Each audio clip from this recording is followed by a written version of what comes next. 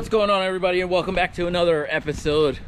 As you can tell, it is a rainy day. It is wet as all hell out here. It's been raining all day, but I don't know, I had to get out in the garage today just because I wanted to get some stuff done. So yeah, I came out here a little earlier, turned the heat on because it has been kind of cold, hence the jacket, hence the rain. You know, like, it is getting to be that kind of year, or that time of the year. But today, I think what I'm gonna do, since you guys already know, I can't really do anything with the STI. It won't start, it won't do anything until I actually get my tune from my tuner. You guys know how that's going. So it's pretty much just a waiting game. So what I'm gonna do is I'm gonna cut the front bumper for the STI for the front mount. So a quick disclaimer, I am by no means an expert at this. So this will be the first time I'm cutting a GD. I think this is a GD STI front bumper. So I am by no means an expert in this. So, but if it comes out good, you can kind of use it if you'd like. But I think I'm just not gonna say that it's gonna be perfect. It's not gonna be flawless. But I'm gonna try my best. Try my best for you guys. I really will. But the first thing you'll have to really do is get yourself some cardboard. That is the very first thing that you're really gonna have to do. So what I'm gonna do is I'm gonna cut this to the size of the front mount, and then I'm gonna try to see what I actually need to cut out. So I don't really need anything to get messed up on the front mount. So that's why I got the cardboard. So what I'll do is I'm gonna actually tape it. I'm gonna cut it and I'm gonna tape it to the front mount, just so that you know, when I go to put the front mount, or when I go to put the front bumper up to mock everything up a couple times, I'm not bending any fins or doing anything stupid like that, because I really don't need that in my life. I don't need it to be ugly. So yeah, let's get to work on this and just watch me rock. Let's rock.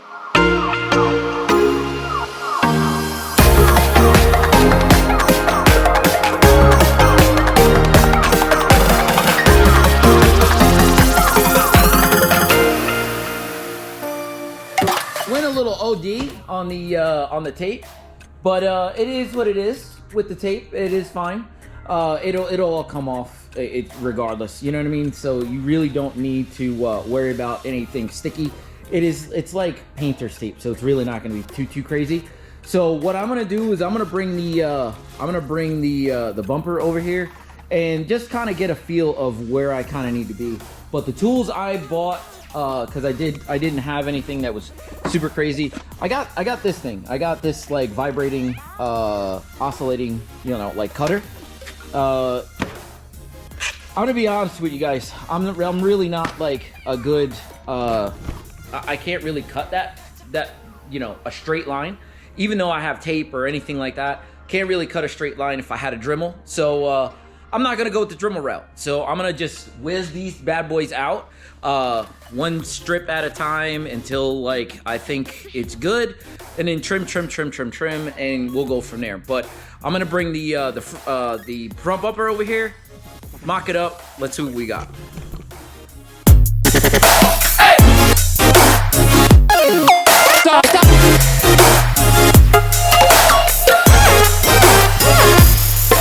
Wait.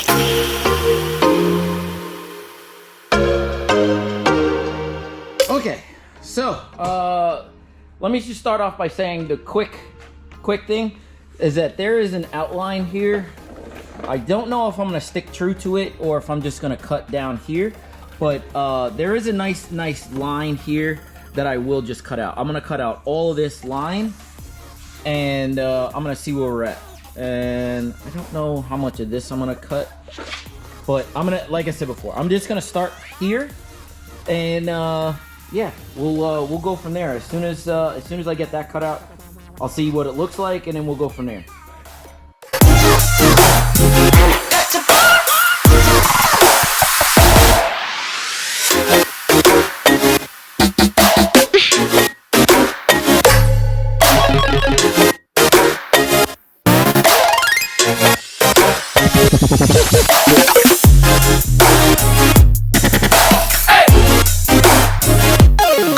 Stop.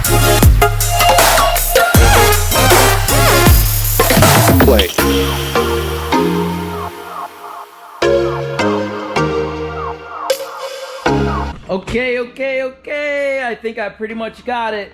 So let me flip this down a little bit. So can you see it's really square? And look at that, my cuts it's not super perfect, but it's definitely not the worst I've ever seen, I will tell you that. So now from the top looking down, you can see like I did clean up the angle here. And it's the same kind of angle on this side as well. And it's just to clear the tanks because they go downwards like that, you know?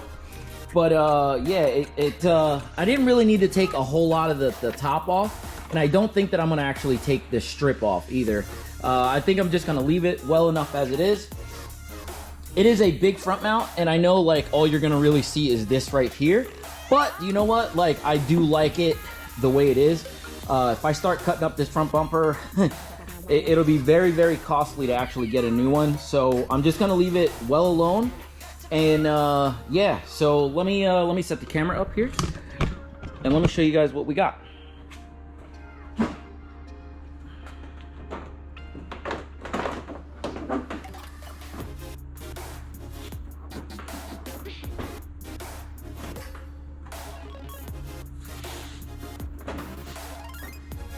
Oh! Now look at that. Let me take the tripod. All right. So let me just get a close up here. So as you can kind of tell, it is I made my lines somewhat tight up against here so that like nothing's gonna be moving. So yeah, like I actually I'm kind of proud of myself. It actually came out really good. So what I will do, I'll start to get this this bad boy put back on. If you kind of remember like me taking this thing off, it was a little bit of a pain. There was like 3 weird bolts up in the corner here, 3 weird bolts on the other side, and then like a bunch of bolts up underneath. So I'm gonna get this thing mounted, and then I'm gonna show you the final shot once we actually get done. So let's go.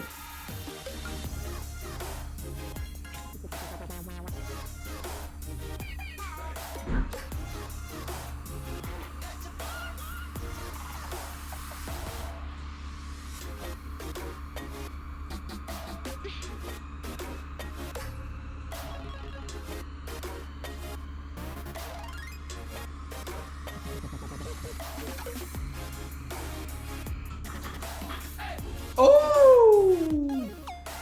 Oh, wait! Look at that, ladies and gentlefolk. Look at that. That looks so good. You know what would be even better? If I did it in black. Nope.